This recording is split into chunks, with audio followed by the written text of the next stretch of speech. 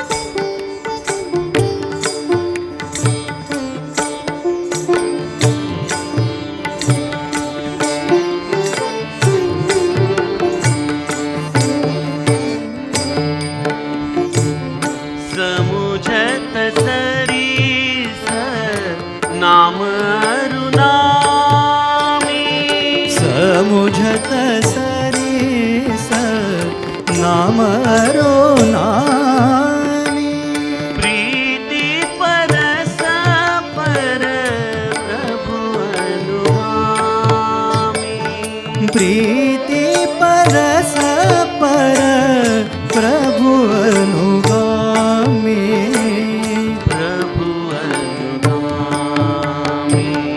नाम रूप दुई सवारी नाम रूप दुई सवारी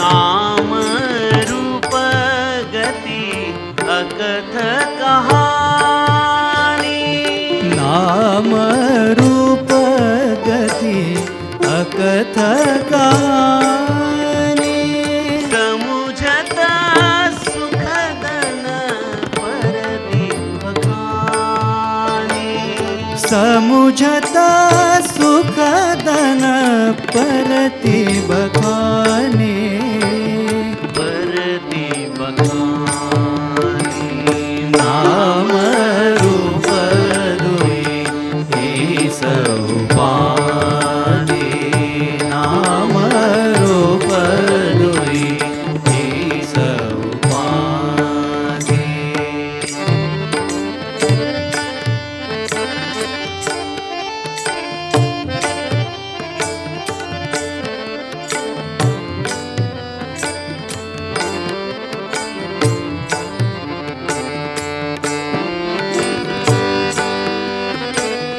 नाम सुसागी अगुण सगुण बीच नाम सुसागी अगुण सगुण बीच नाम सुसागी अगुण सगुण बीच नाम सुसागी उभय प्रबोधक चतुर दुभाषी उभय प्रबोधक चतुर दुभाषी नाम रूप दुई सौपानी नाम रूप दुई सौपानी अकथ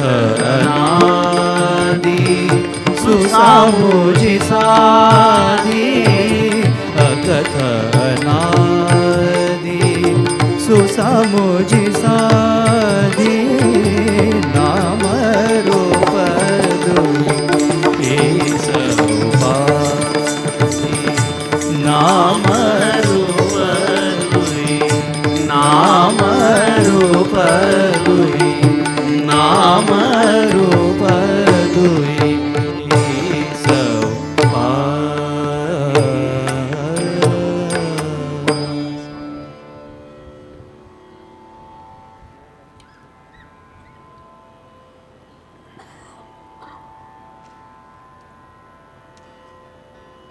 श्रीराम आपल्या सर्वांच्या हृदयस्थ वसणाऱ्या आत्मारामास साष्टांग प्रणिपात करून मानस नाम रूप या आपल्या 9 दिवसीय रामकथेतील सज्जनोहो हा आज आपला 4था दिवस आणि आपलं हे एकंदरीत सत्र क्रमांक 7. छत्रम चामरम गीतम नृत्यम आंदोलनम दर्पणम इत्यादी सर्व राजोपचार्थे नमस्कारम समर्पयामी. आपण उपासनेमध्ये म्हणतो बघा, श्री आपल्या कल्पनेच्या पलीकडे हरिहाट घेत आहेत करून. मी सहज विचार करत बसलो होतो. एकीकडं नामयज्ञ चाललेला आहे, इथं वाकयज्ञ चाललेला आहे. सकाळी इथं वेदपाठ चालतो, तुमच्या सगळ्यांची श्रवणभक्ती चाललेली आहे, आणि आत्ता आमच्या रिद्धीने एवढं सुंदर नृत्य भगवंताची सेवा म्हणून अर्पण केलं. खरोखर तोच त्याची सेवा करून घेतोय, तोच त्याची कथा करून घेतोय, याबद्दल आपल्या मनामध्ये कुठलीच शंका नाही. फार सुंदर नृत्य बेटा. असंच तुला भगवंताचे आशीर्वाद तुझ्या पाठीशी राहोत.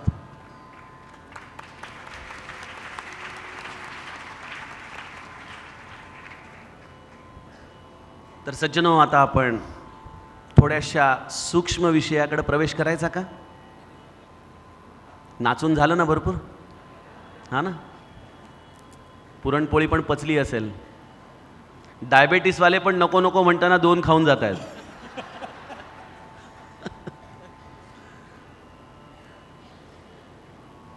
अशी गोड रामकथा असताना डायबेटीसचा विचार कशाला करायचा, होय की नाही? आपण बघा, हा आपला चिंतनाचा धागा आहे, हा अभ्यास वर्ग आहे आपला. इथं आपण केवळ रंजन करण्यासाठी येत नाही, काहीतरी सूक्ष्मता आपण अभ्यासायला इथं येतो. जसं नृत्यामध्ये रिद्धीच्या चेहऱ्यावरचे हावभाव, तिच्या हाताची ठेवण, या छोट्या छोट्या बारकाईंमध्ये सौंदर्य दडलेलं असतं, तसंच परमार्थामध्ये देखील सूक्ष्म चिंतनामध्ये सौंदर्य आहे बघा. त्या सूक्ष्म चिंतनाच्या आधाराने आपल्याला त्या अतिगुह्य अशा परमतत्वापर्यंत जायचं असतं. ज्या नामरूपाचा आपण अभ्यास करतो आहोत, आता आपल्याकडे एकंदरीत 17 शिल्लक आहेत, आजचं धरून 10. तर त्यासाठी आता मी तुम्हाला विनंती करतो की सगळ्यांनी एका चरणावरती लक्ष द्या, जे चरण आपण पुढले 10 दिवस अगदी बारकाईने अभ्यासायचा प्रयत्न करणार आहोत. आणि ते चरण म्हणजे फलश्रुती आहे या नामरूपाची. गोस्वामीजी म्हणतात, नाम रूप गती अकथ कहाणी. नाम आणि रूपाचा जो परस्पर संबंध आहे तो अनिर्वचनीय आहे. तो बोलता येत नाही, तो शब्दांनी सांगता येत नाही, त्याचं वर्णन करता येत नाही.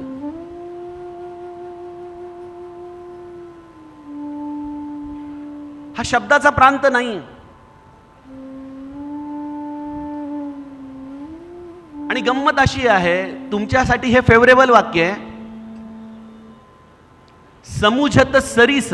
ऐकणाऱ्याला फार आनंद मिळतो, पण विचारलं ना काय सांगितलं, न परती बखानी, पण सांगता येत नाही काय सांगितलं ते.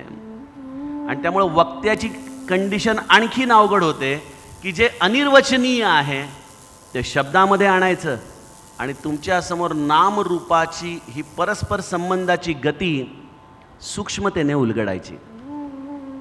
एक शिवधनुष्यच आहे हे.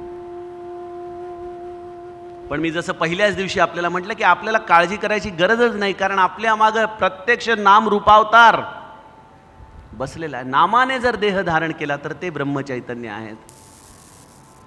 त्यामुळे मी त्यांच्या भरोशावरती हे शिवधनुष्य उचलायला चाललेलो आहे. आणि मला खात्री आहे की कदाचित एवढं गुह्य चिंतन महाराजांना देखील ऐकायची इच्छा आहे. आणि त्यामुळे महाराज देखील म्हणतील, बाळा बोल तू, मी आहे तुझ्या पाठीशी, लढ. त्यामुळे आपण आता छान प्रसन्न मनाने नाम रूप गती अकथ कहाणी, हे अकथ आहे पण आपण तरी बोलायचं. तुम्ही म्हणाला, अरे जर त्यांनी सांगितले ते अनिर्वचनीय तर कशाला बोलायचं? त्यासाठी मला महिम्न स्तोत्र फार पूरक राहतं. त्याचा पहिला श्लोक, महिम्न पारंते परम विदुषो यद्य सदृशी स्तुतिर्ब्रह्मादीनाम अपि तद्वसन्नास्त्वयि गिरः अथा वाच्य सर्वस्वमति परिणामावधि गृणन् ममाप्येष स्तोत्रे हर निरपवाद परिकरः. फार सुंदर अर्थ याचा. काय म्हणतोय पुष्पदंत की हे महादेवा, तुझ्या रूपाचं वर्णन प्रत्यक्ष ब्रह्मदेव करू शकलेले नाहीत, पण तरी देखील ते ब्रह्मदेव तुझी स्तुती करण्यासाठी मागं कचरत नाहीत.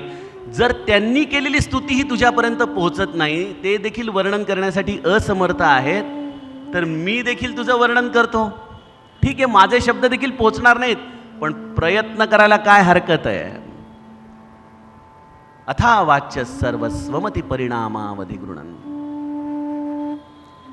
आणि त्यामुळं हा अनिर्वाच्य असा असलेला नामरूपाचा प्रवास आपण हळुवारपणे टप्प्याटप्प्याने पुढल्या 10 सत्रांमध्ये चिंतन करूयात. आणि त्यासाठी आपल्याला महाराजांनी फार छान आधार दिलेला आहे. ज्यांच्याकडे रामायण आहे त्यांनी आपली दृष्टी, जो दोहा आपण गातोय, अगुन सगुन बिच नाम सुसाकी, तो दोहा आहे आपला 21वा. फक्त 2 दोहे पुढे जायचंय. आणि 2 दोहे पुढे गेल्यानंतर सुरू होतं ते म्हणजे नाम रामायण. हा एक आपण आत्तापर्यंत स्पर्श न केलेला भाग आहे. कधी कधी मी ओझरता उल्लेख करून गेलोय, पण आता पुढले 10 सत्र नाम रामायणाचा आपण अभ्यास करणार आहोत. काय आहे नाम रामायण? गोस्वामीजींनी रामायणात घडलेल्या घटना ज्या रूपाच्या आधाराने घडल्या, तेच कलियुगामध्ये नाम करत आहे.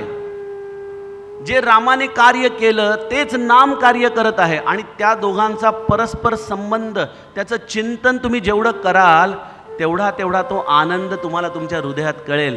ही अकथ अनादी सुसामुजी साधी अशी एक विलक्षण बुद्धी, भक्तियुक्त बुद्धी तुम्हाला या चिंतनातून प्राप्त होते. आणि हा माझा अनुभव आहे. बघा, कथेमध्ये मी माझी अवस्था सांगू का कशी असते? आता तुम्हाला मी एखादं सूत्र सांगितलं की तुम्ही रोमांचित होता बऱ्याचदा आणि अगदी डोळ्यात पाणी येतं तुमच्या.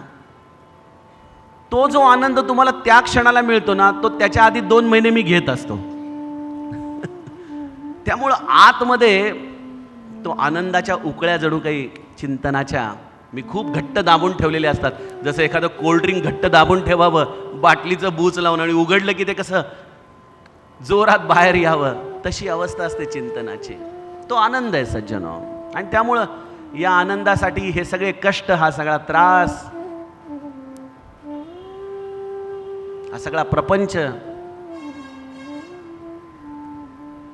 त्यामुळं प्रसन्नतेने, सूक्ष्मतेने, आनंदाने या नामरूपाच्या गतीचं आपण चिंतन करूया.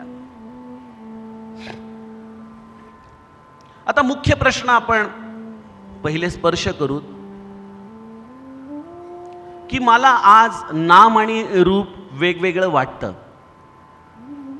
मला अजूनही त्या साधूची वृत्ती आली नाहीये की जो त्या नामरूपाचा समन्वय आपल्या अंतःकरणामध्ये जाणतो. आम्ही ऐकतोय सगळं, पण अजूनही मला नाम आणि रूप यामध्ये भेद दिसतो.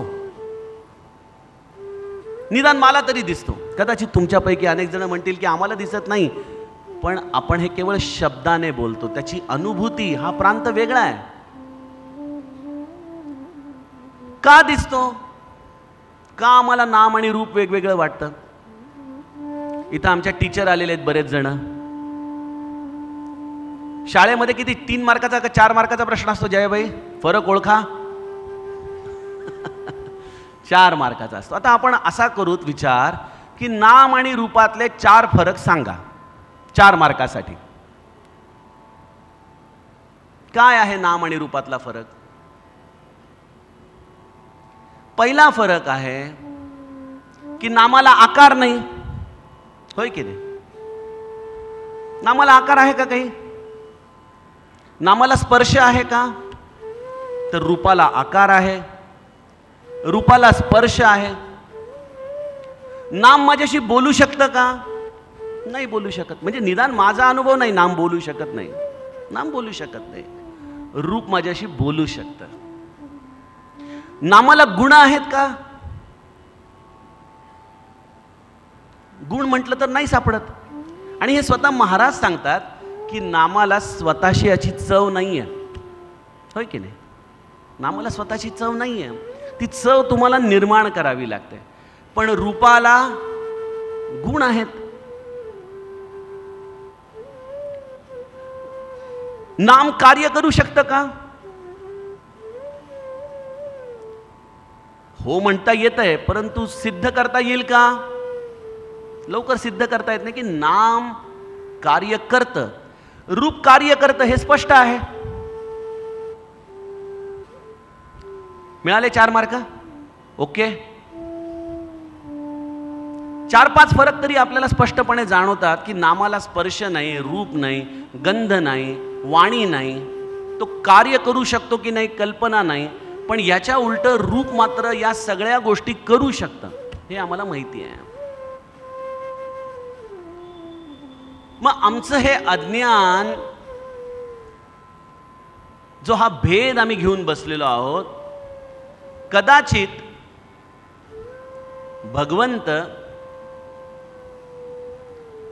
त्या रूपाचा आविष्कार, त्या रूपाचं धारण यासाठी करतो की जेणेकरून तो करत असलेलं कार्य, तो करत असलेले त्याचे गुण, त्याचा स्पर्श, त्याची वाणी ही प्रत्येकाला प्राप्त व्हावी.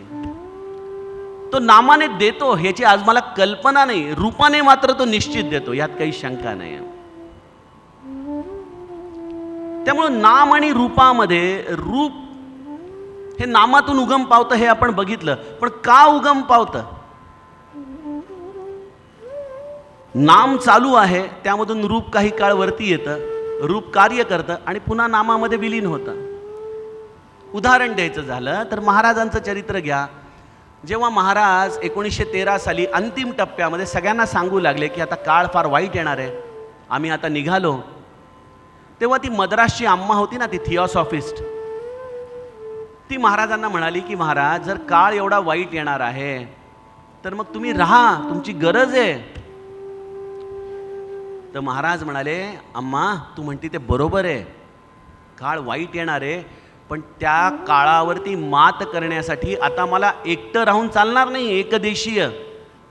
म्हणून ज्या नामातून मी आलो त्या नामामध्येच मी पुन्हा विलीन होतो, आणि जेणेकरून त्या नामाच्या आधाराने अनंत रूपांना एकाच वेळेला मी सांभाळतो. त्यामुळे नामातून रूप येतं आणि रूपाचं पुन्हा उत्पत्ती स्थिती लय होऊन पुन्हा ते नामामध्ये विलीन होतं. ही प्रक्रिया, ज्याला आपण भगवद्गीतेमध्ये यदा यदा ही धर्मस्य ग्लानिर्भवति भारत हे श्लोकाच्या आधाराने म्हणतो की त्या नामातून ते रूप काहीतरी विशिष्ट प्रयोजनाने वारंवार येत राहतं, ते कार्य करतं आणि पुन्हा ते रूप त्यामध्ये विलीन होऊन जातं.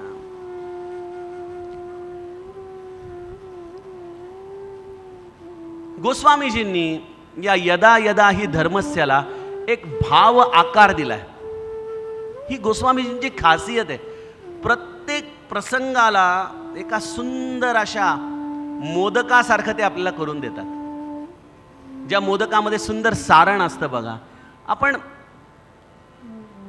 सारण खाण्यासाठी मोदक करतो, कोणाला ते बाहेरचं कवर खायचं नसतं, होय की नाही?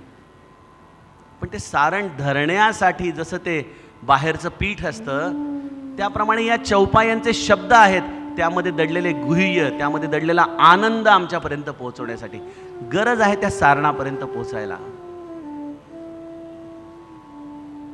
तर गोस्वामीजींनी या नाम रामायणामध्ये, हे चालू आहे ना, तो चालू कर ना.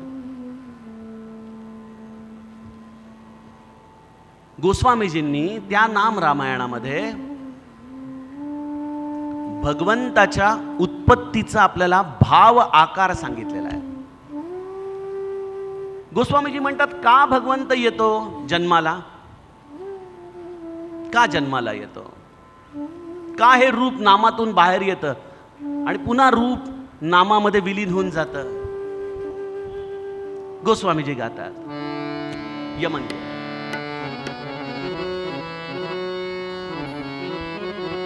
वा. राम भगत हित नरतनु धारी, राम भगत हित नरतनु धारी. हित नरतनुधारी सही संकट किए साधु सुखारी सही संकट किए साधु सुखारी सही संकट किए आ आ आ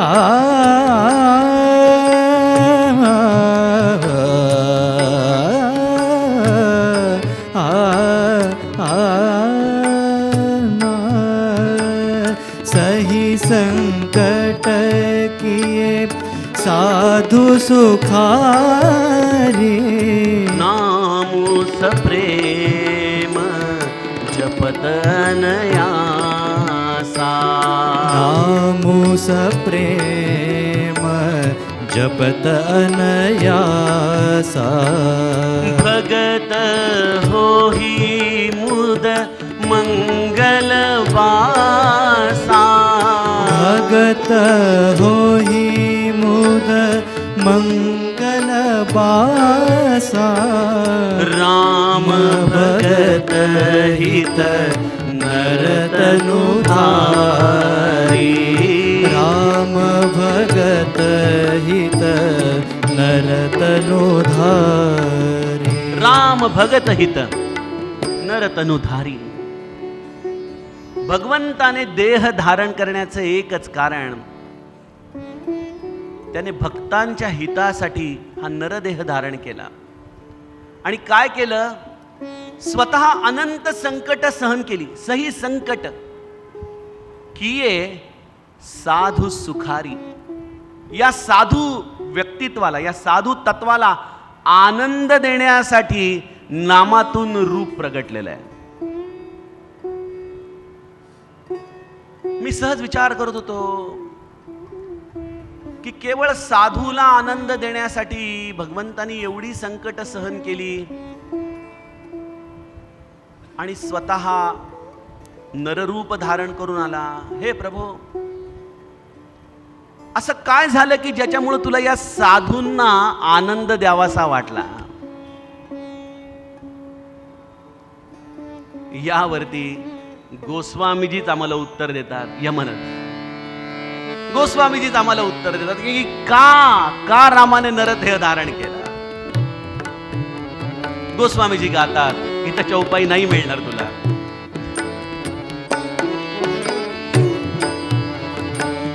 सुनु कपितो ही समान उपकारी. सुनु कपितो ही समान उपकारी नहीं कोई सूर नर मुनि तनुधारी. नहीं कोई सुर नर मुनि तनधारी प्रति उपकार करो का तोरा. प्रति उपकार करो का तोरा. सन्मुख होई न सकत मन मोरा. सन्मुख होई न सकत मन मोरा. सुन कपितो ही समानुपकारी. सुनी कपतो ही समान उपकारी. हे कारण आहे माझ्या भावविश्वाला. हे कारण फार संयुक्तिक वाटतं की राम का पुन्हा पुन्हा येतो नरदेह धारण करून. याचं कारण एकच आहे सज्जनो, त्याच्यावरती कर्ज आहे. त्या हनुमंताचं कर्ज. ते कर्ज फेडायला येतो आणि ते कर्ज फेडता येत नाही, ही रामाची दुर्बलता आहे. राम कर्ज फेडू शकत नाही साधूचं. सुन कपितो ही समान उपकारी. जेव्हा सीतेचा शोध लावून हनुमंत रामाच्या जवळ आला तेव्हा रामाने उच्चारलेले हे शब्द आहेत की हे हनुमंता, हे माझ्या पुत्रा, मी तुझ्या ऋणातून मुक्त होऊ शकत नाही.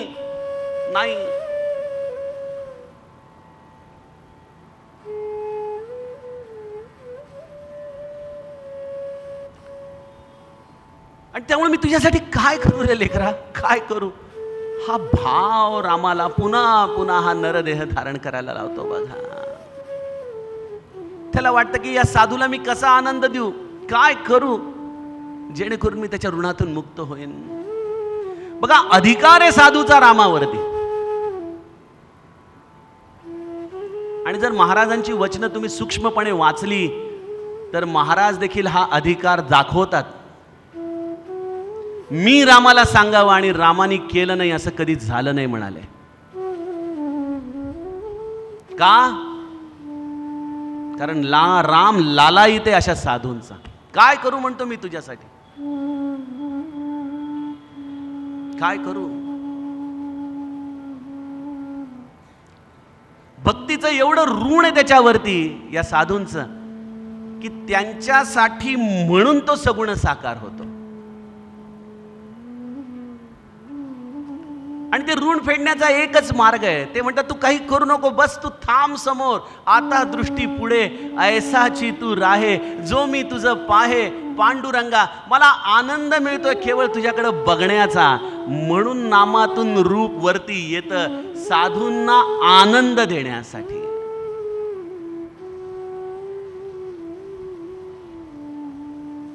गोस्वामीजींनी राम जन्म झाल्यानंतर एक फार सुंदर चरण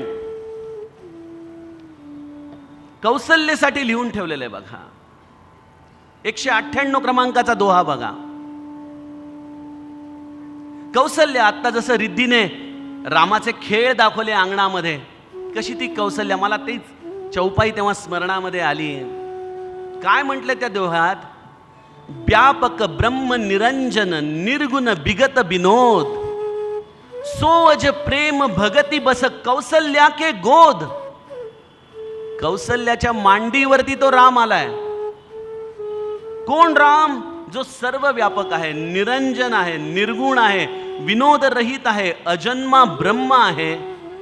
तो कौसल्याच्या भक्तीला वश होऊन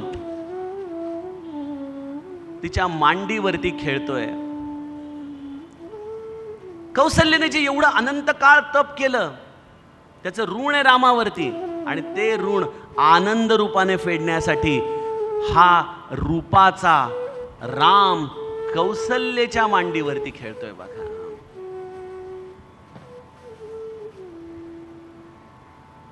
तुलसीदासांची विनय पत्रिका वाचा, म्हणजे रामाचं आणि तुलसीदासांचं नातं, त्यांना मिळालेला आनंद, त्या रूपाकडे पाहताना संत हृदयाला होणारं सुख, या सगळ्या गोष्टींची अनुभूती विनय पत्रिकेच्या एकेका अभंगामध्ये येते. विनय पत्रिकेतला एक अभंग आपण घेऊया. रागेश बागेश.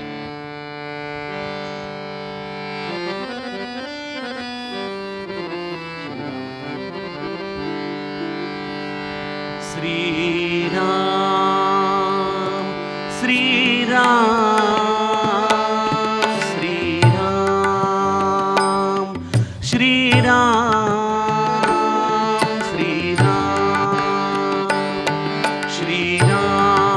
श्रीरामचंद्र कृपालु भजु मन हरन भव भय दारुणम. श्रीरामचंद्र कृपालु भजु मन हरन भव भय दारुणम. नवकंज लोचन कंज मुख कर कंज पद कंजारुणम. नवकंज लोचन कंज मुख कर कंज पद कंजारुणम. श्रीराम श्रीराम श्रीराम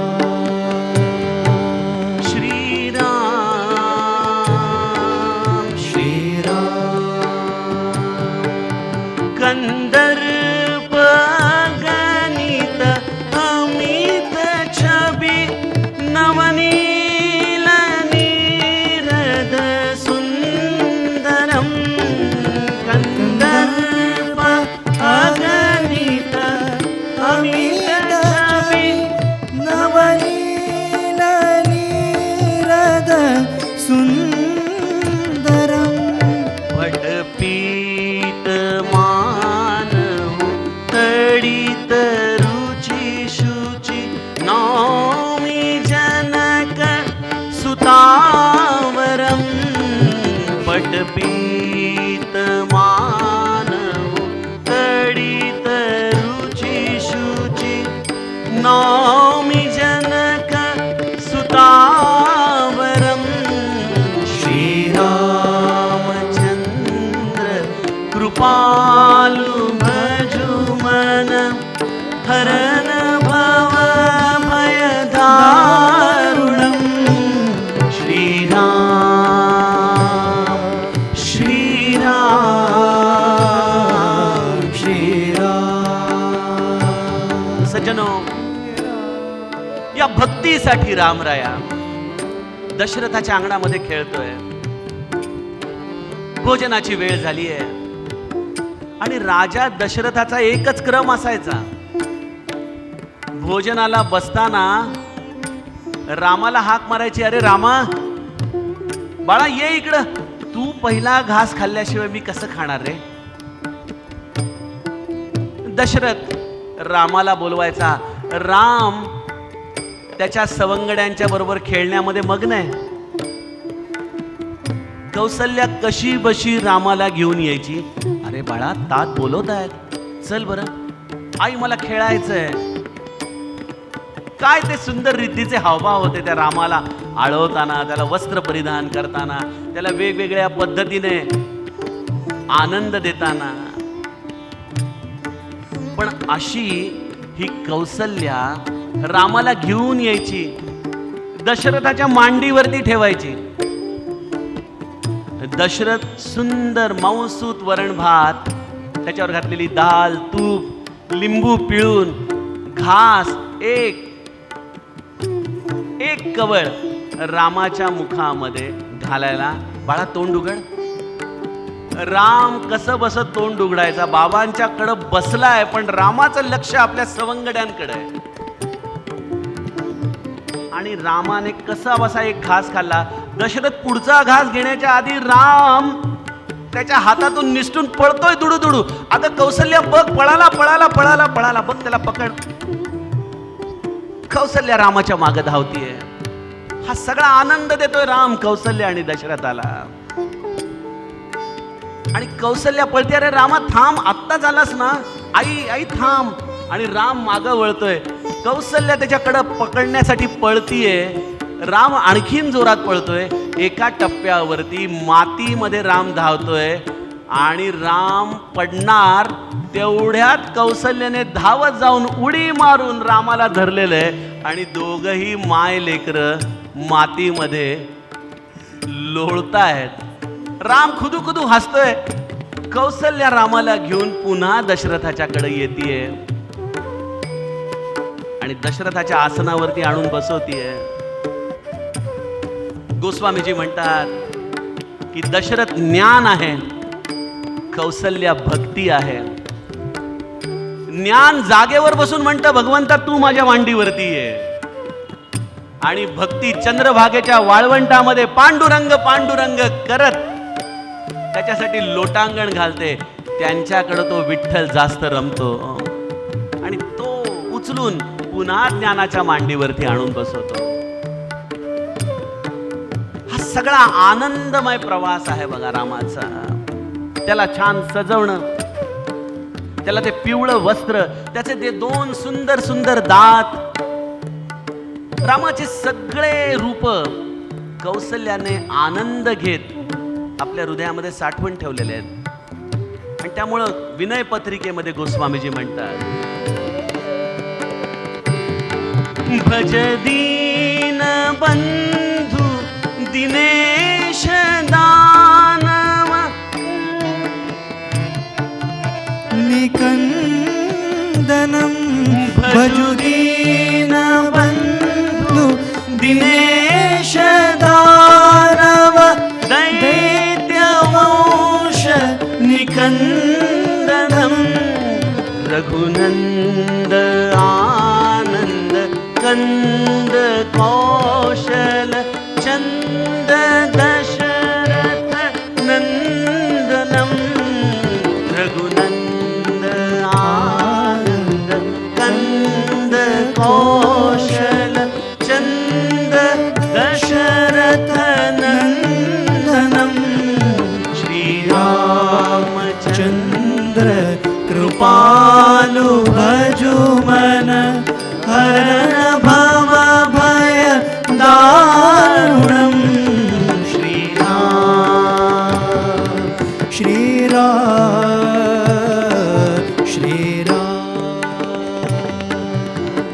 रामाच्या सगुण रूपाचं वर्णन रामचरितमानसमध्ये अनेक ठिकाणी आलेलं आहे.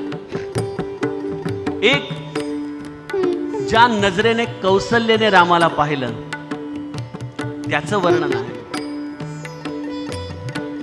एक वर्णन आहे जानकीने रामाला ज्या रूपामध्ये पाहिलं पुष्पवाटिकेमध्ये, आपल्या हृदय कपाटामध्ये त्या सुंदर नीळवर्णीय रामाला सीतेने कशा पद्धतीने साठवून घेतलं. त्या रामाचं ते सगुण रूप सीतेने पाहिलं. एक सगुण रूप राजा जनकाने पाहिलं, जे रूप विदेही राजा जनकाला देखील कळू शकलं नाही, परंतु त्याला ते आनंद देऊन गेलेलं आहे.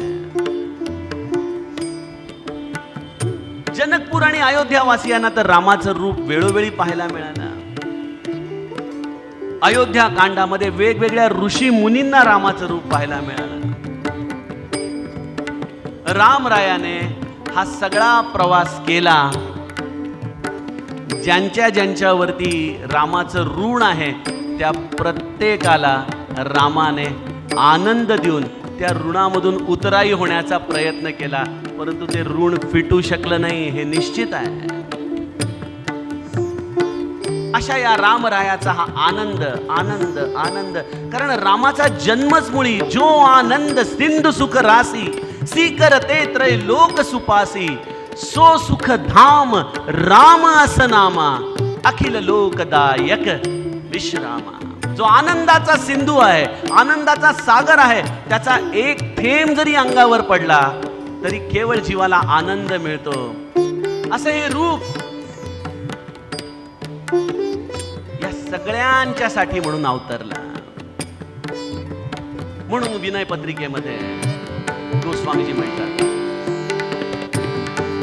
इति वदति तुलसीदास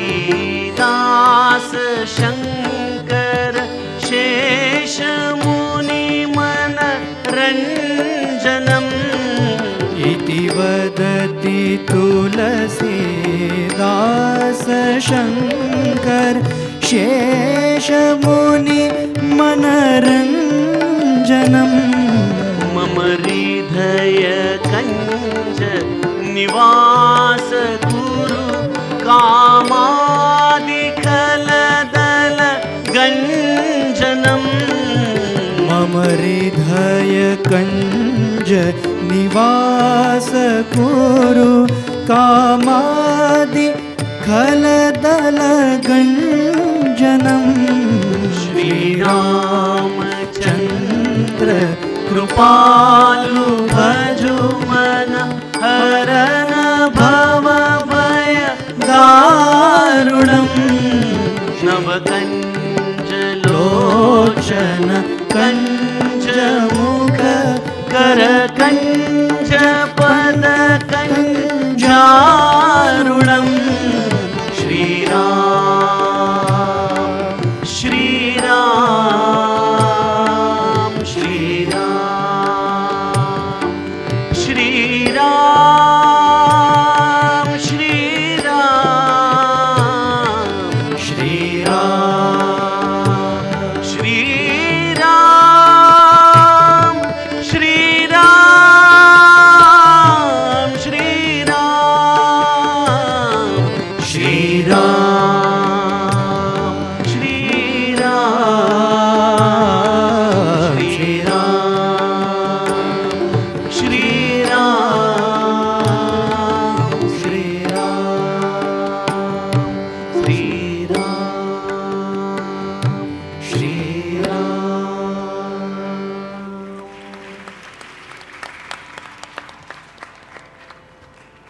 सज्जनो, राम रूप हे जगाला आनंद देण्यासाठी येतं.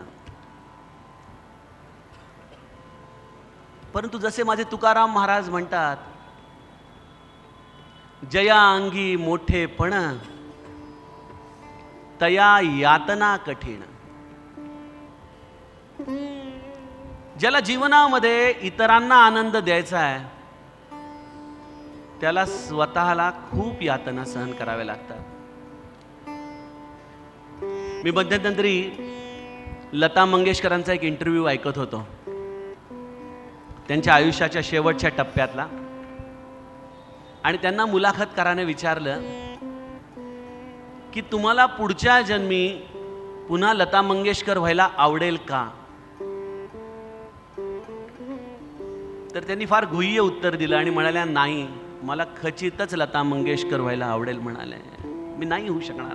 का म्हणाले? का हो, तुमच्यासारखं, अहो तुम्ही जगाला केवढा आनंद दिलाय, काय तुमचा स्वर, किती लोकांच्या हृदयामध्ये तुम्ही आनंद निर्माण केला स्वराने.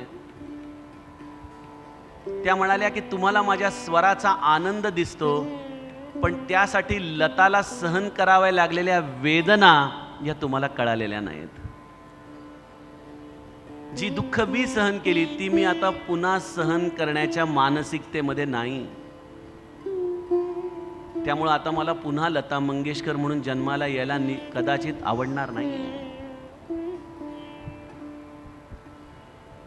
सज्जनो, रामाने, ठीक आहे, ते परब्रह्म आहे, ते निर्गुण निराकार आहे, परंतु जेव्हा तो एक मनुष्य रूपाने बघतो, जसं वाल्मिकी रामायण एक मनुष्य या रूपाने रामाला दाखवतो, तर त्या वाल्मिकी रामायणातल्या रामाला जर डोळ्यासमोर आणलं आणि त्याच्या चरित्राचा थोडा विचार केला, तर कोणाला राम आपल्या घरामध्ये जन्माला यायला आवडेल? जन्माला येता 7-8 वर्षाचा होला की नाही, तोपर्यंत विश्वामित्र ऋषी आले, घेऊन गेले वनामध्ये, कालांतराने विवाह करून घेऊन आले, इथपर्यंत सगळं ठीक आहे. आनंदी आनंद सुरू असतानाच आपल्याच आईने घरातून बाहेर काढावं वनात जाण्यासाठी. बरं, त्याच्यामध्ये काहीतरी दोष तर असावा, कुठल्याही प्रकारची चूक नाही, परंतु तरी देखील मूकपणे सगळं गिळत रामराया स्थितप्रज्ञतेने आईच्या समोर म्हणतोय की सुन सुत सुन सुन सोयी, आई ऐक, तोच सूत बडभागी आहे ज्याला आपल्या आई वडिलांची आज्ञा पालन करता येते. सुनु जननी सोयी सुत बडभागी. हे आई ऐक, तोच मुलगा खऱ्या अर्थाने भाग्यवान आहे. ज्या पद्धतीने रामाने या सगळ्या गोष्टींना सहन केलं आणि जगाला आनंद दिला, त्याकडे बघत असताना त्या रामाला किती यातना झाल्या असतील. साधू हृदयाला त्या आनंदाकडे बघत असताना त्या रामाला होत असलेल्या वेदना देखील दिसत आहेत. बघा, आमचा शृंगवेरपूरचा राजा निषाद रामाला पाहून त्या रात्री आनंदी झालेला नाही. त्याच्या डोळ्यातून अश्रू वाहत आहेत की अरे, माझा रामराया आणि जानकी अशी उघड्यावर पहुडणार 14 वर्ष. आणि किती सुंदर त्यांनी विचार मांडलेत की जर तो वनामध्ये राहणार असेल, तो जर झाडाखाली झोपणार असेल, तर हे राजमहाल बनवले कशाला, या गाद्या गिरद्या बनवल्या कशाला, हे रथ गाड्या घोडे बनवले कशाला, जर माझा राम अनवाणी चालणार असेल तर कशाला पाहिजे.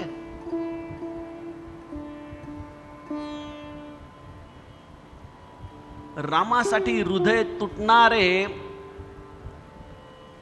रामायणामध्ये फार विरळा पात्र आहेत बरं का, की ज्यांनी रामाला मनुष्य रूपाने बघून त्याला होणाऱ्या वेदना अनुभवल्यात. सूक्ष्म विचार आहे, नीट बघा रामायणाकडे. माझ्या दृष्टीने एक निषाद राजा आहे की ज्याला रामाचं दुःख जाणवलं. एक माझा भरत आहे.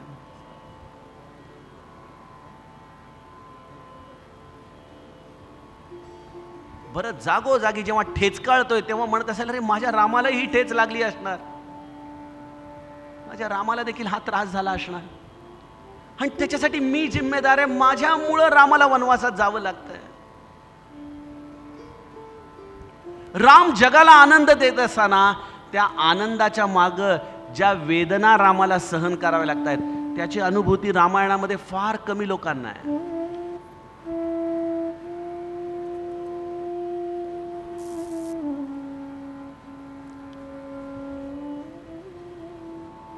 तिसरा आहे विभीषण. विभीषणाला जेव्हा रावण युद्धामध्ये उतरला आणि ते रावण सगळ्या अस्त्रशस्त्रांसहित मोठा रथ घेऊन रामाच्या समोर येतोय तेव्हा विभीषणाचं हृदय काकुळतीला येतंय की अरे रामा, अरे बघ तो रावण सगळी अस्त्रशस्त्र घेऊन आल्या. रामा, अरे नाही रे बाबा, तू अनवाणी पायाने असा निहत्ता, फक्त एक हातामध्ये धनुष्य बाण आहे तुझ्या आणि तू त्याच्याशी लढणार.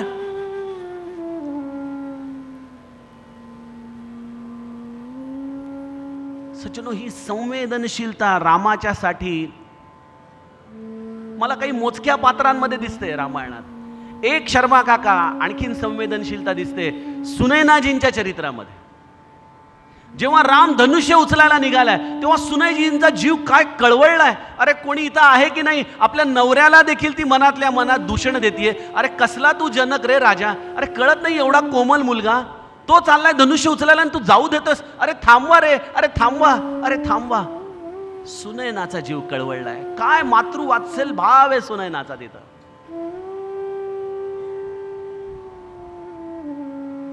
बघा, आम्हा लोकांना रामाकडून सुख पाहिजे, पण ते सुख देताना रामाला काय वेदना झाल्या याची कल्पना आम्ही करत नाही बघा कोणी कधी.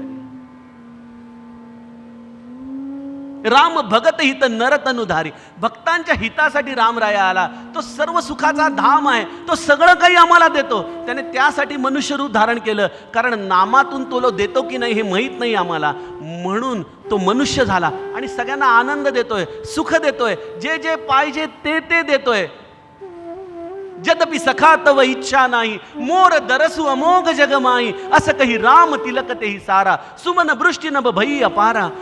अरे माझं दर्शन घेतलं आणि तुम्ही रिकाम्या हाताने परत गेला असं कधी होणारच नाही. लिहून घ्या, रामाची भक्ती करणारा माणूस हा कधीच रिकाम्या हाताने जात नाही. इथून तुम्ही ओंकारेश्वरून देखील रिकाम्या हाताने जाणार नाही. जोळी भरून जाईल तुमची, कळणार नाही तुम्हाला. कारण माझा राम हा सर्व सुखाचा दाता आहे, पण माझ्या रामाला त्यासाठी काय दुःख सहन करावं लागतंय याची कल्पना आम्हाला नाही हो. राम आणि विभीषणाचा एक फार सुंदर प्रसंग आहे लंका कांडामध्ये.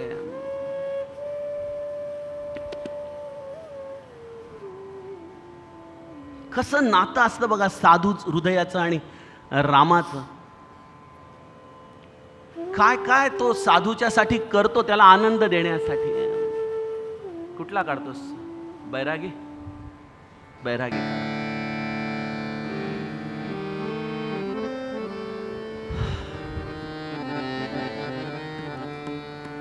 काय कथेच्या प्रवाहामध्ये अचानक कुठंतरी स्मृती जागृत होते, मग चौपाई शोधावी लागते मला, कारण की तेवढं पाठांतर नसतं आपलं. पण तो प्रसंग सांगितल्याशिवाय पुढं देखील जाता येत नाही.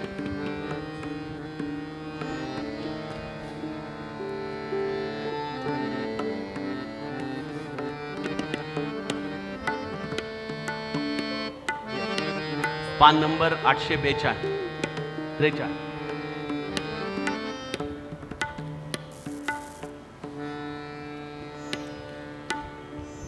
843.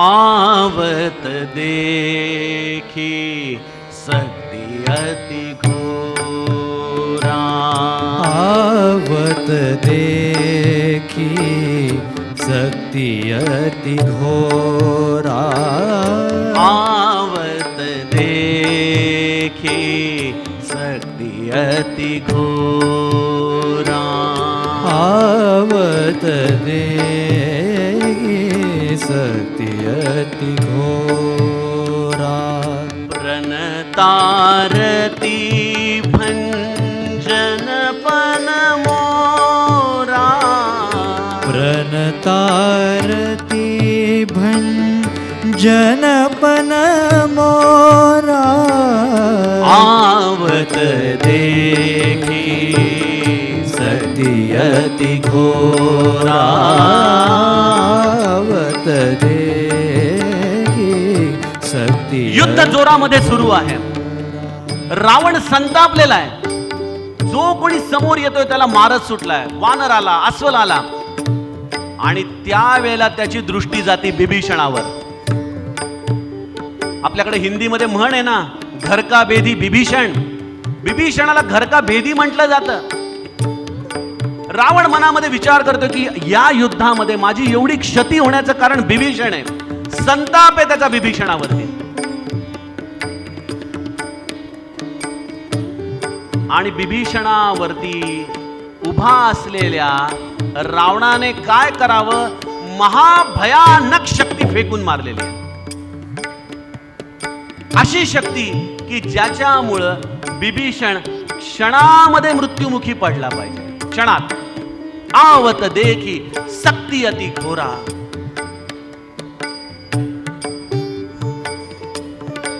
परंतु सही संकट किए साधु सुखारे. सही संकट किए साधु सुखारे.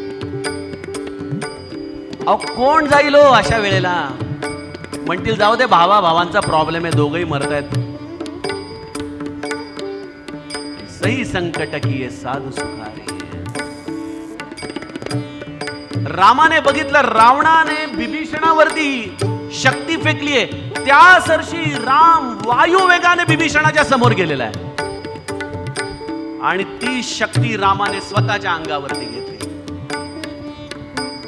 आणि ती शक्ती इतकी भयानक होती की काय झालं.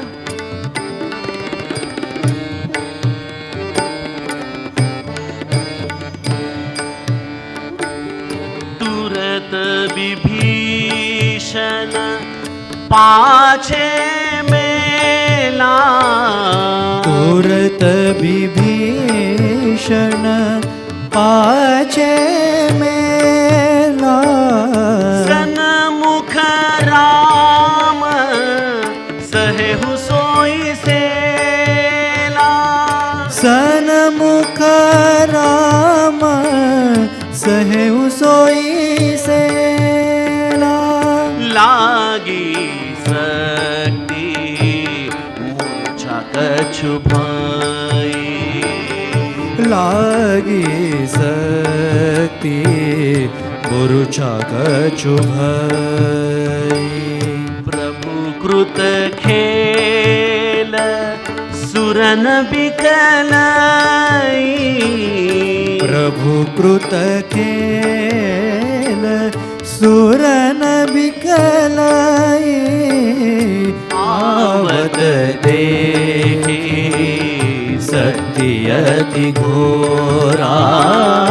आवत देखी शक्ति अति घोरा. रामाने ती शक्ती स्वतःच्या अंगावरती घेतलेली आहे आणि ती शक्ती रामाला लागताच राम खाली पडलाय मूर्छितून. काय असावं साधूच्या साठी रामाचं प्रेम. मी एकदा आपलं म्हटलं की मी त्याला शेवटपर्यंत सांभाळतो. शेवटपर्यंत.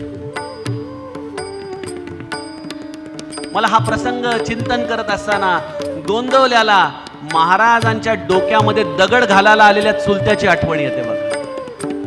त्यांना बोलत बोलत झाडाखाली नेलं महाराजांना चुलत्याने आणि दुसरा चुलता वरती बसलाय झाडावर मोठा दगड घेऊन. आणि जसे महाराज झाडाखाली आले बोलता बोलता त्याने क्षणामध्ये तो दगड खाली महाराजांच्या डोक्यावर फेकला. किती वेळ लागला असेल हो? 1 क्षण. आणि तेवढ्या वेळात महाराजांना कोणी मागं हटवलं? कोणी हटवलं? शक्य आहे का? झाडावरून दगड फेकलाय खाली, अंदाज नाही, माहित नाही, आणि तेवढ्यात महाराज मागं हटावे, हे कसं शक्य आहे? कारण आवत देखी सक्ती अति खोरा. त्यावेळेला महाराजांच्या वरती रामाचं छत्र होतं, ढकललं महाराजांना, आणि स्वतः तो दगड कदाचित सहन केला असेल. नाही, आम्ही रामाच्या रूपाला विचार करू शकत नाही, तो आमच्यासाठी काय काय करतो. मी तुम्हाला सांगू का? तुम्हाला कदाचित धाडस वाटेल, पण ऐका, या मांडवाच्या आतमध्ये ना काळ देखील येऊ शकत नाही, काळ देखील येणार नाही इथं बघा. आणि हा अनुभव आहे. अयोध्येमध्ये आम्ही रामकथा केली ओमिक्रॉन मध्ये. 4.5 लाख लोक त्यावेळेला ओमिक्रॉननी दररोज बाधित होत होते, आणि आम्ही सगळेजण एका विमानाने गेलो. मी फक्त म्हटलं राम भरोसे जाऊत, आणि माझ्या रामाने माझं ब्रीद राखलं. 9 दिवस साधा सर्दी ताप देखील कोणाला येऊ दिला नाही, आणि परत आणून सोडलं घरामध्ये सगळ्यांना व्यवस्थित. भरोसा आहे, भरोसा. आता बघा, इथं कितीतरी वृद्ध माणसं मला फोन करतात, त्यांची मुलं, अहो आईबाबांना पाठवायचंय कथेला, पण त्यांची शुगर लो होते, हे होतं ते होतं. म्हटलं काळजी करू नका, औषध पाणी घेऊन पाठवा, सगळं बाकी सांभाळायला श्रीराम समर्थ आहे. आणि माझा राम माझं ब्रीद वागतो. काही सोपं आहे का? एवढ्या लोकांचं अन्नदान, एवढ्या लोकांचं राहणं, सगळं हे काही मानवी कार्य आहे का? आम्ही तर वानरदळ पण नाही हो त्याचं. तो सगळं रामराया करतोय, कारण की त्याला तुम्हाला सुख द्यायचंय. तुम्ही नाम घेता ना त्याचं नाम घेताना तुम्ही ऋण आहे रामावरती तुमचं. पण तो माझ्या बाळांना मी काय सुख देऊ?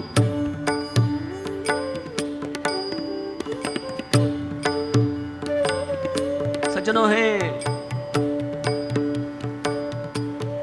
सही संकट की साधू सुखारी.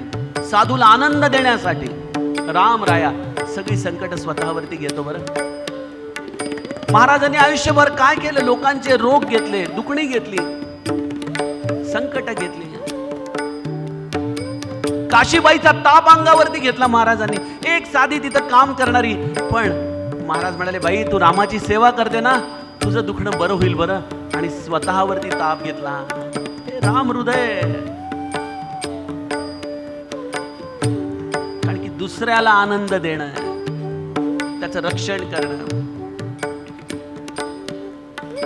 आणि रामाला मूर्छा आलेली पाहून अशा वेळेला आपण काय विचार केला असता?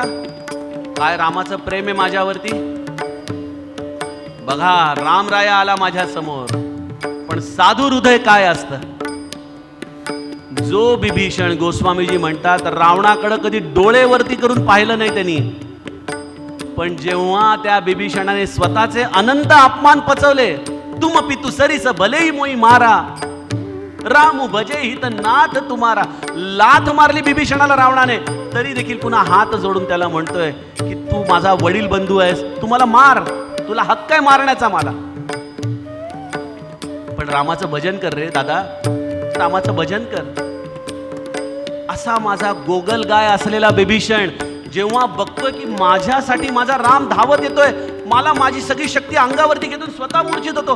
बिभीषणाच्या समोर राम खाली पडलेला आहे. आणि मग त्यावेळेला बिभीषणामध्ये संचार येतो. काय म्हणतोय?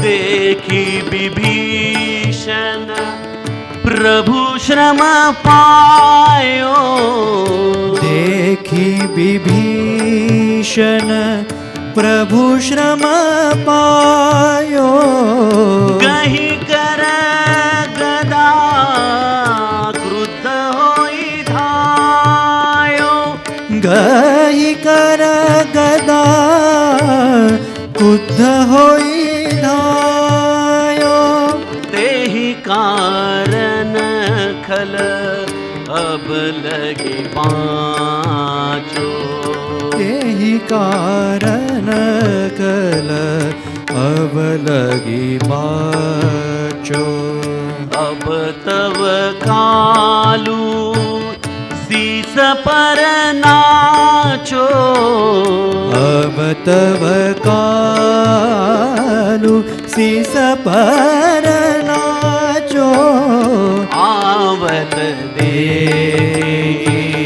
शक्ति अति घोरा, आवत देखी शक्ति अति घोरा, सत्य अति घोरा, शक्ति अति घोरा.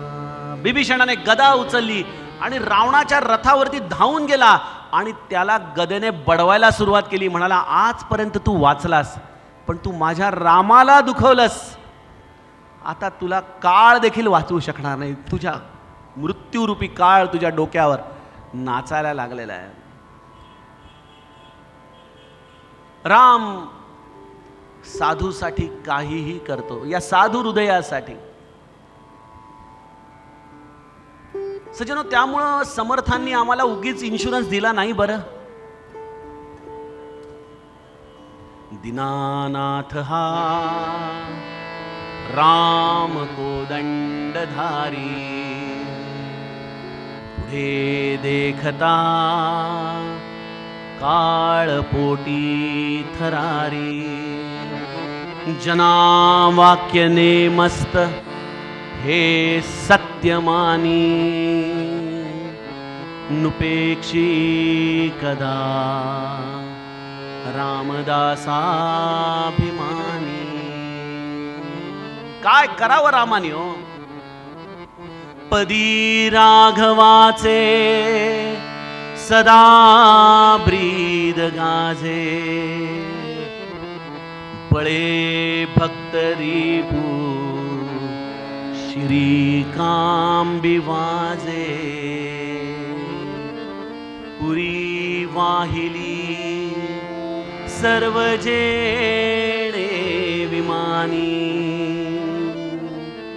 नुपेक्षी कदा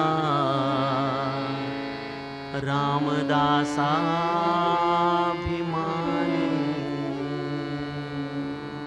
माझ्या वानरांनी एक एक दगड आणला हो, धावत जाऊन वृक्ष आणली, माझ्यासाठी सेतू बांधला, माझ्यासाठी लढले. कितीतरी जण त्या राक्षसांच्या वरून मारले गेले. हा भाग वेगळा की त्यांना रामाने पुन्हा जिवंत केलं. पण रामराया म्हणाला, तुम्हाला आता रिटर्न गिफ्ट काय देऊ मी. पुरी वाहिली सर्व जेणे विमानी. चार्टर्ड प्लेननी सगळ्यांना घेऊन गेलाय रामराया. अरे, असं प्रेम कोण कोणावर करणार हो.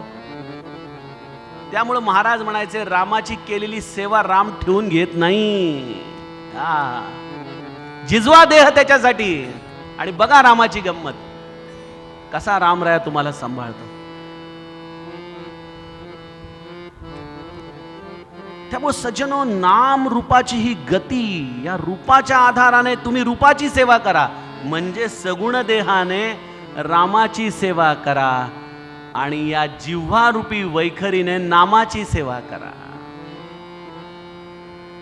अशा पद्धतीने तुम्ही स्वतःला या राम कवचामध्ये बांधून घ्या. ही खरी रामरक्षा आहे.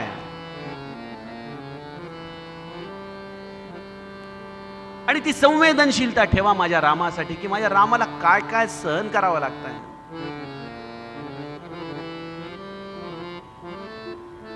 बघा, महाराजांचं चरित्र तुम्ही जवळून बघाल ना, तुम्हाला कुठंच जायची गरज नाही वाचायला आणखीन काही. काय महाराज नैमिषारण्यात निघाल्यानंतर राम रडला असेल हो, काय रडला असेल. टांग्याच्या मागून आलेल्या माणसाने जेव्हा सांगितलं, महाराज रामाच्या डोळ्यातून अश्रू येत आहेत. अरे काय म्हणतोस. हे बिभीषणाचं साधुत्व आहे, की माझ्या रामाला त्रास होतोय माझ्यामुळं. अरे उतरा, थांब. धावत महाराज निघालेले आहेत. आपली सोळ्यातली लंगोट घालून महाराज रामाजवळ एक पांढरं शुभ्र वस्त्र घेऊन आलेत. आपल्या थोरल्या रामाला समोर आणा डोळ्यासमोर. आणि महाराज रामाशी कसा संवाद करतात. रामा, अरे मी तुला सोडून चाललो म्हणून एवढं वाईट वाटतंय का रे. अरे मला तरी तुझ्याशिवाय कोण रे रामा. बघा हा प्रसंग घडलाय त्याच्या आधी महाराजांची आई गेलेली आहे. बायको, वडील, भाऊ, बहीण सगळं काही महाराजांनी गमावलेलं आहे. पूर्ण सर्व दृष्टीने ते रामावरतीच आता अवलंबून आहेत. आणि आपण त्या रामाला सोडून चाललो, त्या रूपाला सोडून चाललो. हे बघितल्यानंतर त्या रामाच्या डोळ्याला आलेले अश्रू पाहून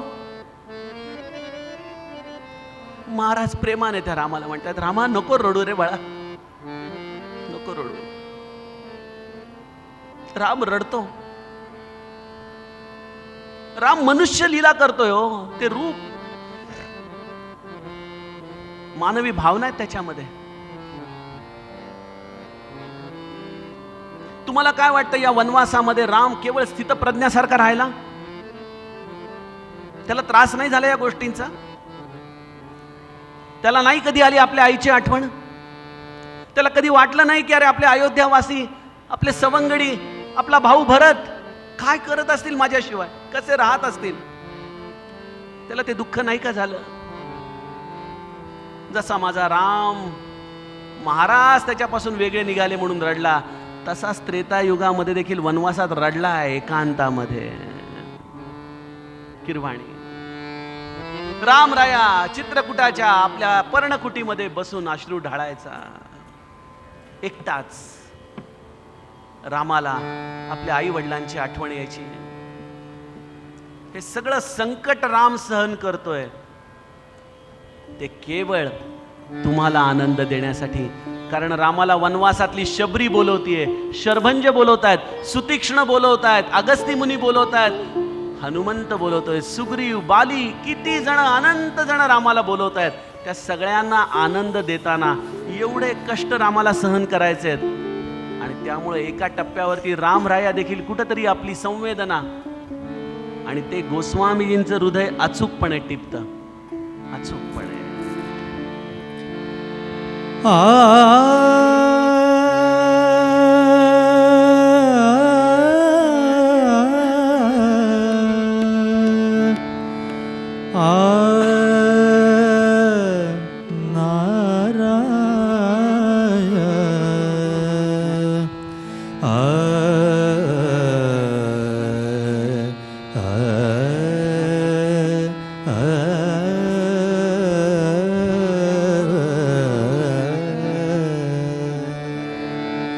जब जब राम अवध सुधि करहि, जब जब राम अवध सुधि करहि, जब जब राम अवध सुधि करहि, जब जब राम अवध सुधि करहि, तब तब बारी बिलोचन भरहि, तब तब बारी बिलोचन भरहि, सुमिरी मातो पितो परिजन भाई, सुमिरे मातो पितो परिजन भाई, सुमिरी मातो पितो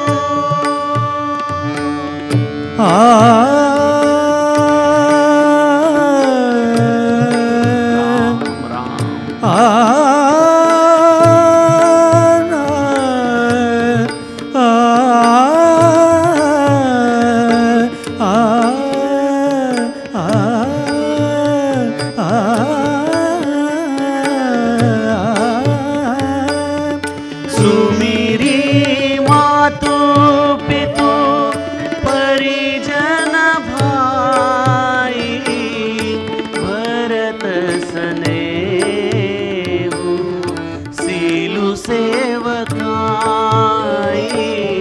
भरत स्नेहो सिलु सेवकाई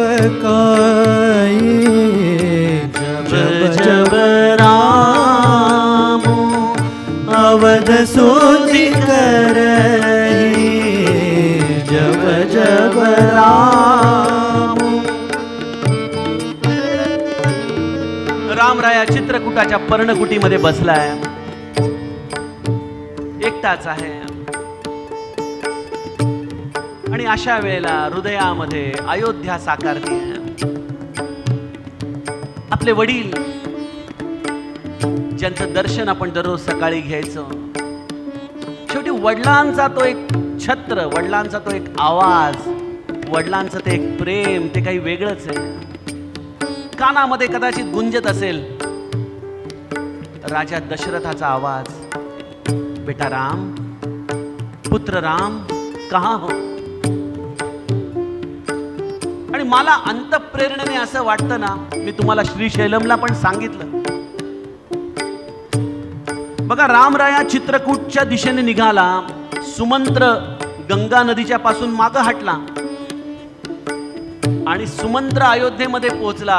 त्याने राजा दशरथाला सगळा समाचार सांगितला आणि तिकडं राजा दशरथाने आपला प्राण सोडला आणि इकडं चित्रकूटावरती रामराया आपल्या आई वडिलांची आठवण काढतोय. या दोन्ही घटना सारख्या आहेत काळाच्या आधाराने.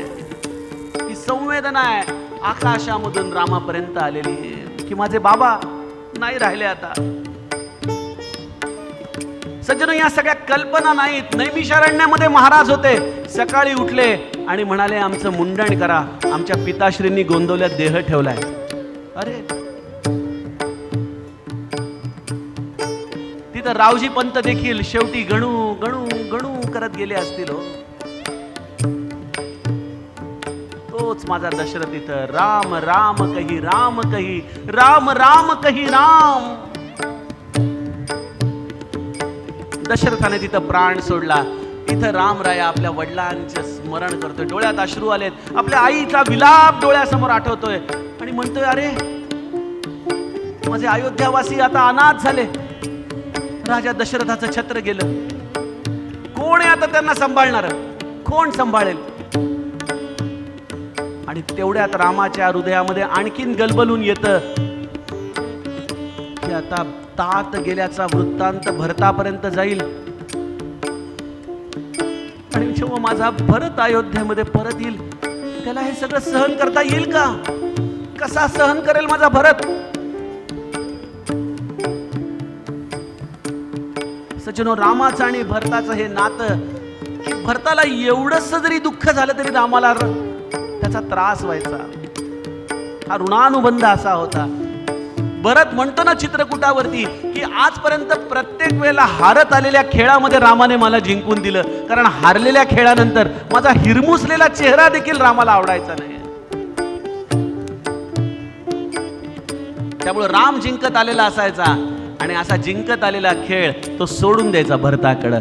आणि चित्रकूटावरती देखील रामाने हेच केलं, जिंकत आलेला खेळ भरताकडे सोपवला की भरता तू म्हणशील तसं, तू सांग, तू सांग भरत. त्यामुळे भरताचं स्मरण रामराया करतोय. भरत सनेऊ सीलू सेवकाय. गोस्वामीजी गातात, कृपा सिंधू प्रभु होई दुखारी. कृपा सिंधु प्रभु होई दुखारी. धीरज धरहि कुसमऊ बिचारी. धीरज धरहि कुसमऊ बिचारी. लखीसी अलखनो बिकल होई जाई. लखीसी अलखनो बिकल होई जाई. जिमि पुरुष ही अनुसर परिछाई. जिमि पुरुष ही अनुसर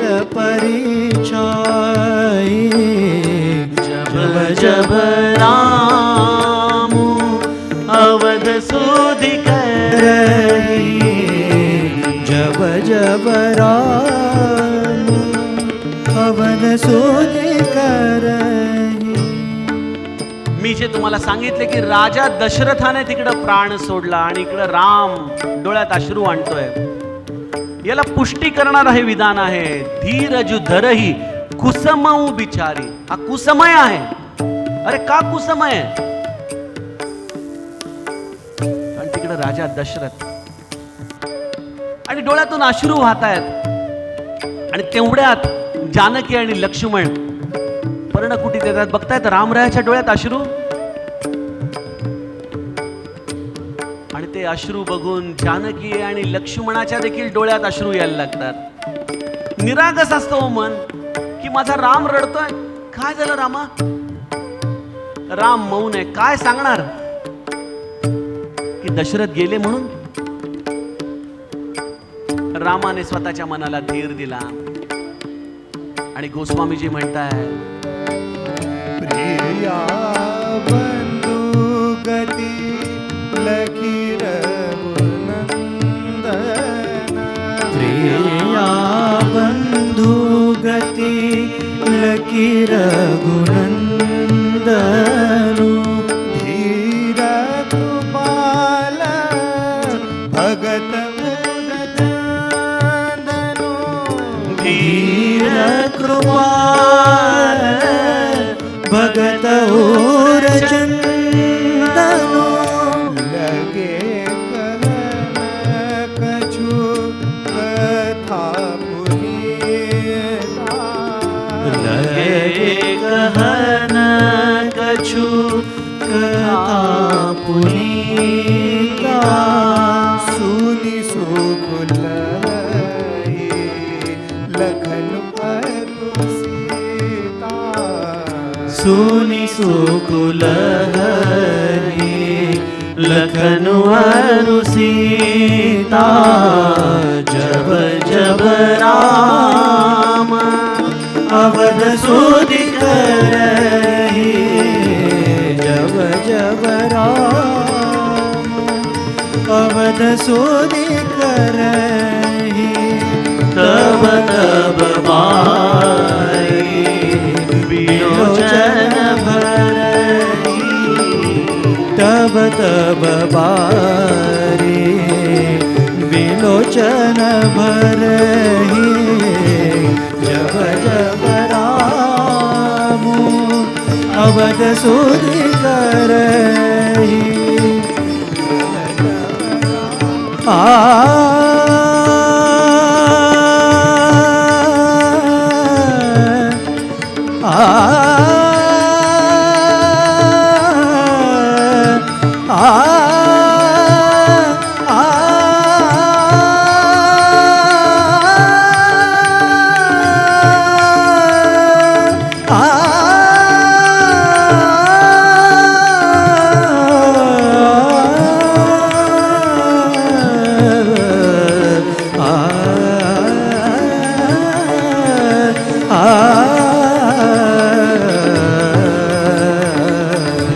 जब जब राम अवध सुधि करहि. जब जब राम जब जब राम जब जब राम अवध सुधि करहि.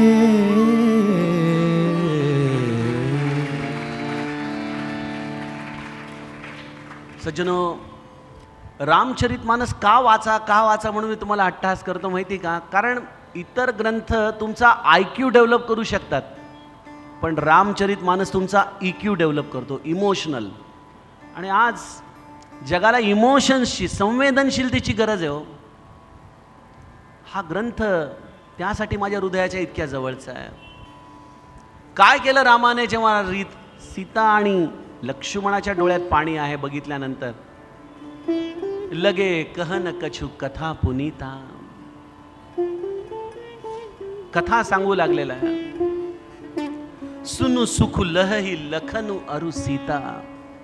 ते ऐकल्यानंतर लक्ष्मण आणि सीता सुखी झालेले आहेत.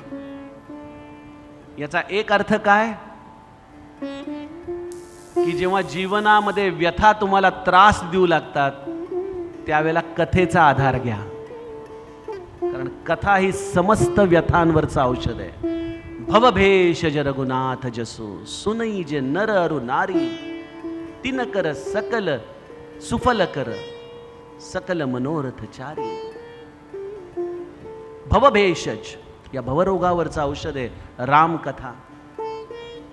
आणि तुम्ही स्वतः आपलं प्रगती पुस्तक तपासा. जी काही दुःख, जी काही शारीरिक वेदना, व्याधी, मानसिक दुःख तुम्ही घेऊन जगत आहात, काही अंशी तरी तुम्हाला इथं आल्यानंतर विसर पडलाय का नाही? पडलाय का? पुरणपोळी खाल्लेली दिसत नाहीये. पडलाय ना? मग एकदा म्हणा जय श्रीराम, जय श्रीराम. कारण की माझा राम राया त्याच्या कथेने तुम्हाला आनंद देतो. तुम्ही कष्ट घेऊन आला ना एवढे. म्हणतो माझ्या या सगळ्या लेकरांना काय देऊ मी? कथेतून आनंद देतो. सुनु सुख लहही लखन अरु सीता. सज्जनो, हे रामचरित्राचं गूढ आहे की रूपाला आनंद देण्यासाठी यावं लागतं, कारण त्याच्यावर साधूंचं कर्ज आहे. परंतु साधू हृदय मात्र रामाला होत असलेला त्रास बघून कळवळू लागतं. अरे रामा, नको रे बाबा, नको नको एवढे कष्ट घेऊ. तू तू तू तसाच राहा शांत. आम्ही नाम घेतो ना तुझं, आम्ही नाम घेतो, आम्हाला तुझ्या रूपाचं. अरे महाराज होणं काही सोपं आहे का? महाराज पुन्हा कधी येणार म्हणून म्हणतो आपण अभंग गडावर, परंतु समर्थ होणं काही सोपं आहे? आणि जर तुमच्या गुरुवरती तुमचं खरं प्रेम असेल ना, तर तुम्ही म्हणाल महाराज आता नका येऊ बाबा परत देहानी. कारण त्या गीतामाईला किती त्रास झाला हो, किती तुम्हाला अनवाणी फिरावं लागलं, सगळं भारतभर लोकांना तुम्हाला सांगत, किती कष्ट घेतले महाराज तुम्ही. नको नको महाराज, तुमच्या रूपाला होणारा त्रास बघून माझं हृदय कळवळतो हो प्रभू. त्यापेक्षा ना आम्ही तुमच्या नाम रूपाला आपल्या हृदयामध्ये धरतो. तुम्ही नामात आहात ना, मग ते नाम आम्ही हृदयामध्ये धरतो, जेणेकरून रूपाला त्रास होणार नाही. म्हणून गोस्वामीजी लगेच म्हणतात की नाम सप्रेम जपत अनयासा भगत हो ही मुद मंगल बासा. नाम सप्रेम जपत अनयासा, प्रेमाने भगवंताचं नाम घ्या, त्याच्या रूपाचं ध्यान करा, त्याची कथा आठवा आणि त्या रूपाच्या साक्षात्काराची साधू वृत्तीने तिलांजली द्या की रामा नको त्रास घेऊ रे बाबा, मी तुला सोडून जातो म्हणून तुझ्या डोळ्यात अश्रू आले का? नाही जाणारच सोडून. ही महाराजांची साधू वृत्ती लक्षात घ्या की आपल्या रामाला त्रास होणार नाही असं आपण करू. आणि काय हवंय रामाला? महाराज म्हणायचे माझा माणूस असंतुष्ट झाला, असमाधानी झाला की मी अस्थिर होतो. काय करू त्याच्यासाठी असं मला वाटायला लागतं. मी नेहमी सांगतो ना उदाहरण तुम्हाला की जेव्हा लेक लग्न करून सासरी जाते, बाप तिच्यासाठी अगदी लहानपणापासून सोनं नाणं बाजूला ठेवतो की लग्नामध्ये एवढं तरी सोनं तिला घालूत. आणि एवढे सगळे सोन्याचे दागिने मोठ्या हौशेने कष्टाने बाप करतो. लग्न झाल्यानंतर आपली लेक जेव्हा पहिल्यांदा माहेरपणाला येते, तेव्हा कुठलाही बाप कधी लेकीच्या अंगावरचे दागिने जसेच्या तसे आहेत का हे बघत नाही. तो बघतो आपली लेक समाधानी आहे का नाही. तिच्या डोळ्यात तो हे बघतो की समाधानी आहे की नाही लेक. आणि जर लेक समाधानात नसेल तर बाप अस्थिर होतो. तसं महाराज रामराय आणि आपलं नातं आहे बरं का, की तो तुमच्या डोळ्यामध्ये फक्त समाधान शोधत असतो. तुम्ही समाधानी आहात ना, आनंदी आहात ना. आणि सज्जनो, ती साधू वृत्ती आम्हाला आमच्या अंतःकरणात जतन केली पाहिजे की महाराज जो प्राप्त है वह पर्याप्त है. जे मिळालंय ते खूप आहे. माझ्या प्रारब्धापेक्षा खूप दिलं महाराज तुम्ही मला, मला आता काही मागणं नाही. बघा काही मागणं, पण तुम्ही माझ्यासाठी त्रास नका घेऊ बरं. माझं काही मागणं नाही तुम्हाला महाराज, मी आनंदात आहे महाराज, तुम्ही स्वस्थ राहा महाराज, तुम्हाला माझ्यामुळे त्रास होता कामा नये. ही साधू वृत्ती आहे.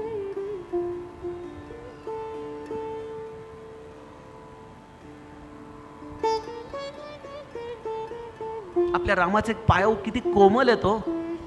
नव कंज लोचन कंज मुख कर पंकंज पद कंजारुणम कंज. अगदी कोमल पाय आहेत रामाचे. आणि त्या रामाला पुन्हा अनवाणी फिरवायचं भारतभर तुकामाईंच्या शोधार्थ,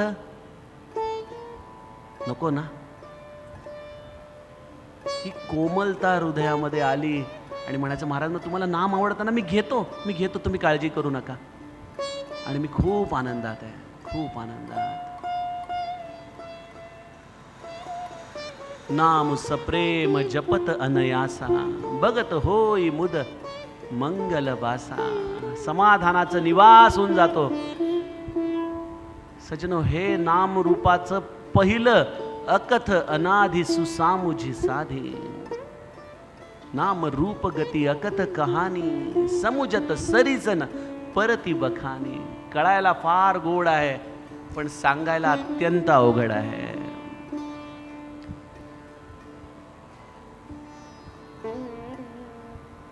नाम तुम्हाला समाधान देतं. नाम हे रामाचाच अवतार आहे आणि त्यामुळे जे कार्य रामाने रूपामध्ये केलं तेच कलियुगामध्ये नाम तुमच्या हृदयामध्ये जाऊन करतं. पण त्याच्यासाठी त्याला तेवढा त्रास घ्यावा लागत नाही जेवढा त्याला रूपामध्ये घ्यावा लागतो. ते नाम तुमच्या हृदयात आत जातं, अरण्यात शिरतं, चित्तामध्ये खोलवर जातं, दडून बसलेल्या खरदूषणांना बाहेर काढतं, शूर्पणखेला बाहेर काढतं. एकेकाला बाहेर काढून तुमच्या मनाला जे चंचलत्व देतं, ज्याच्यामुळं तुम्हाला असमाधान येतं, त्या प्रत्येक शत्रूला नाम बाण मारतं बघा.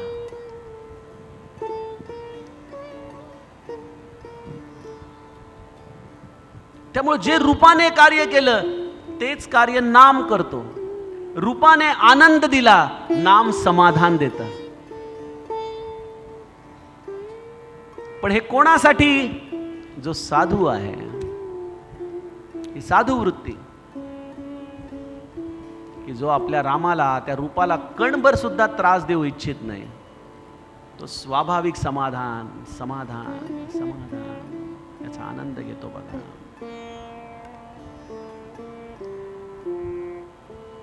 समुजत सुखदन परती बखानी. त्यामुळे नामाचा एक वैकल्पिक अर्थ आहे निरंतर समाधान. जीवनात तक्रार बंद होणं. कारण तक्रार झाली की महाराज म्हणतात अशा हृदयामध्ये राहणं मला फार अवघड वाटतो, फार त्रास होतो. सारख्या तक्रार तक्रार तक्रार. तुम्हाला सांगू का, आपण आपल्या महाराजांचे झालो आहोत ना. एखादी गरीब आई असते, भीक मागून कदाचित आपल्या लेकराला सांभाळत असेल, पण त्या भिकेमध्ये देखील जे चांगलं आहे, साजूक आहे, ते आपल्या लेकरासाठी ती आई बाजूला काढते. तुमच्या प्रारब्धात जर मीठ भाकरच लिहिली असेल तर तुम्ही श्रीखंडपुरीकडे बघून का असमाधानात जाता? त्या मीठ भाकरी बरोबर कधीतरी गुळाचा खडा महाराज देतात. हे महाराजांचं आपल्यावरती दिलेलं कृपाछत्र, हे नामाचं कृपाछत्र आहे की तुमच्या प्रारब्धाला मागं पुढं करून माझ्या लेकराला मी कसं आनंदात ठेवीन. जर हे माझं नशीब आहे, माझं प्रारब्ध आहे, तर लेट मी ॲक्सेप्ट. आणि त्यामध्ये जो आनंद आहे ते महाराज आहेत. त्यामुळे आता एक काम करायचं बघा, तुम्ही जर खरेच कथाप्रेमी असाल ना, तक्रार बंद करायची आयुष्यात. मग मुलाबाळांची असो, सुनेची असो, सासू सासऱ्यांची असो, नाही करायचं. माझ्या महाराजांना त्रास होतो ना त्याने, नाही करणार मी.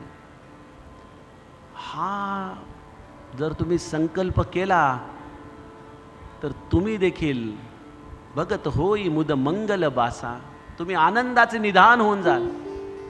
आणि मग त्या आनंदामुळं रामाला पुन्हा त्रास घ्यावा लागणार नाही रूपाचा, लक्षात घ्या. तर तेवढं आपण करूयात, निरंतर प्रेमाने नामस्मरण करूयात, निरंतर समाधान आपल्या डोळ्यांमधून वाहू द्या हो. खरंच आपल्याला रामाने किती दिलंय हो, किती दिलंय, अजूनही काय द्यावं रामाने आपल्याला. हा आनंद, हे वात्सल्य कोण देणार जगामध्ये मला सांगा. आज ही सगळी मुलं येतात, आपण घालतो का त्यांना जेवायला? कोण सांभाळतं? त्या छोट्या छोट्या कन्या आल्या होत्या, त्यांच्या मुखामध्ये गोड घास घालण्याचं कार्य काय आपलं आहे का? अहो, ज्याने चोच दिली तोच दाणा देतो. ते रामरायाच आम्हाला सांभाळतो. जगी पाहता देव हा अन्नदाता, तया तत्वता लागली सार चिंता. त्याला चिंता लागली आहे माझ्या लेकराला, कसं मी खायला घालू, कसं त्याचं पोरण पोषण करू, कसं त्याला आनंदात ठेवू.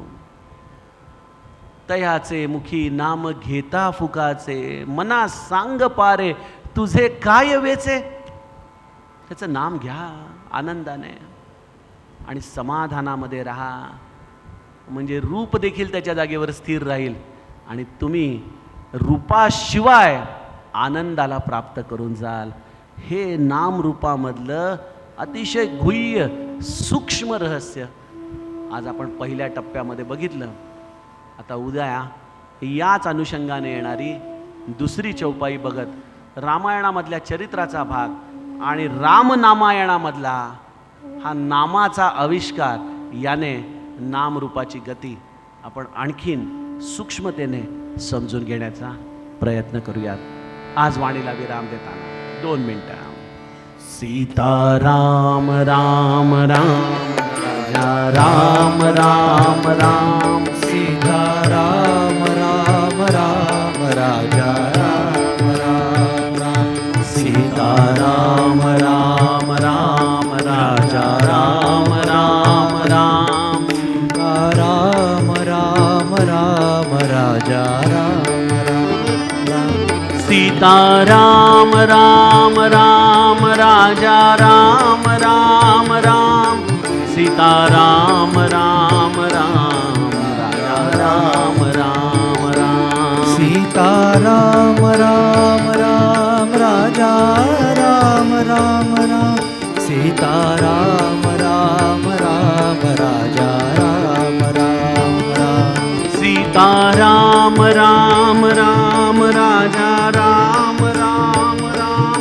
सीताराम राम राम राजा राम राम राम, सीताराम राम राम राजा राम राम राम, सीताराम राम राम राजा राम राम, सीताराम राम राम राजा राम राम राम, सीताराम राम राम राजा राम राम राम, सीताराम राम राम राजा राम राम राम, सीताराम राम राम राजा राम राम,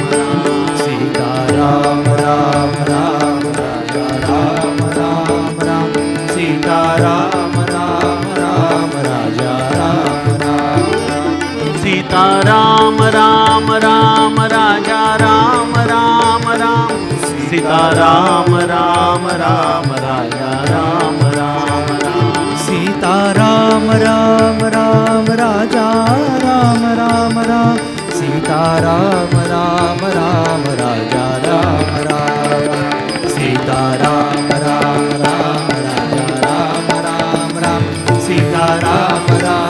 राम राजा राम राम, सीताराम राम राम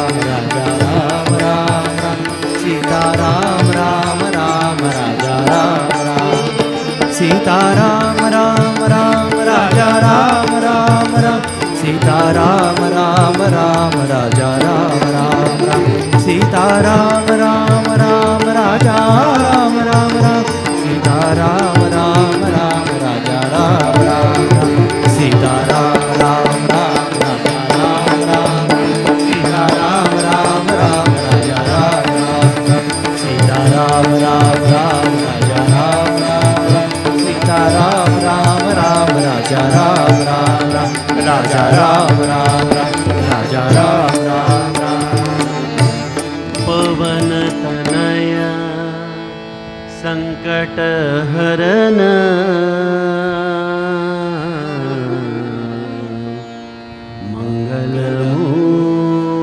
मंगलमूर्ति रूप राम लखन सीता सहित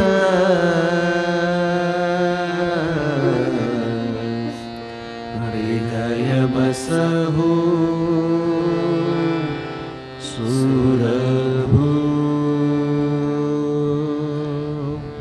सियावर रामचंद्र प्रिय। उद्या सकाळी 9:30 वाजता पुन्हा एकदा भगवत चर्चा। आरती श्री रामायणची कीर्ति कलितल दिलसिया भी। आरती श्री रामायणची कावत ब्रह्मादिक मुनि नारद बालमेघ विज्ञान विशारद सुख सनकादि शेष अरु सारद परनि पवन सुभगीरति। आरती श्री रामायण की कीर्ति कलितल दिलसिया भी। कावत वेद पुराण अष्टदश छवो शास्त्र सब ग्रंथन कोरस मुनि जलधर संतन को सरबस सार अंश समन समगी। आरती श्री रामायण की कीर्ति कावत संतत संभुवानी अरुगट संभव मुनि विज्ञानी व्यास आदि कवि वर्ज बखानी कागभुसुंडी गरुड़ केहि। आरती श्री रामायण जी कीर्ति कलितल दिलसिया भी। कलिमल हरनि विषय रस भी सुभग सिंगार मूर्ति जुवती की। तलन रोग भव मोरी अमी तात मात सब विधि तुलसी। आरती श्री रामायण कीर्ति कलितल दिलसिया भी। आरती श्री रामायण जी। जय जय आरती श्री गुरुराया सद्गुरुराया नमितो तव पदि संहरि माया। मी जीव हा ब्रह्म द्वैत पसारा द्वैत पसारा वारुणी विदला अद्वैत सारा। जय जय आरती श्री गुरुराया सद्गुरुराया नमितो तव पदि संहरि माया। परम परात्पर चिन्मय राणी चिन्मय राणी शतमुख स्तविता वंदनी वाणी। जय जय आरती श्री गुरुराया सद्गुरुराया नमितो तव पदि संहरि माया। जय जीवन प्रभु मंगलधामा मंगलधामा राम रूपातीत तू अभिराम। जय जय आरती श्री गुरुराया सद्गुरुराया नमितो तव पदि संहरि माया। श्री अनंत कोटि ब्रह्मांड नायक राजाधिराज सच्चिदानंद सद्गुरु श्री ब्रह्म चैतन्य महाराज की जय। श्री ब्रह्मानंद गुरु महाराज की जय। जय जय रघुवीर समर्थ।